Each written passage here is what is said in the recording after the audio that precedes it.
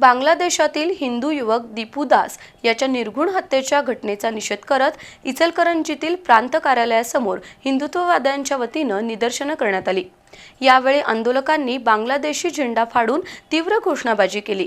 भारतात बेकायदेशीरपणे राहणाऱ्या बांगलादेशी घुसखोरांना तातडीनं हद्दपार करावं, घुसखोरांना आश्रय देणाऱ्यांवर देशद्रोहाचे गुन्हे दाखल करावेत, अशा मागण्या यावेळी करण्यात आल्या।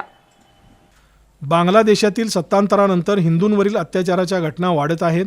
नुकताच ईशनिंदेचा खोटा आरोप करत हिंदू युवक दीपू दास याची निर्घृण हत्या करण्यात आली। हिंदूवरील वाढत्या अत्याचाराचे देशभर तीव्र पडसाद उमटत आहेत। इचलकरंजीतही या घटनेच्या विरोधात संताप व्यक्त करत विश्व हिंदू परिषद आणि बजरंग दलाच्या वतीनं प्रांत कार्यालय चौकात जोरदार निदर्शनं करण्यात आली। यावेळी बाळासाहेब ओझा, कृष्णात गोंदुकुप्पे, अमित कुंभार यांच्यासह प्रमुखांनी हिंदूंवरील अत्याचाराचा तीव्र निषेध केला। बांगलादेशात हिंदूंवर हल्ले करून मानवी हक्कांचं उल्लंघन केलं जातंय, अशा घटनांवर भारत सरकारनं ठोस भूमिका घ्यावी, आंतरराष्ट्रीय पातळीवर दबाव टाकावा।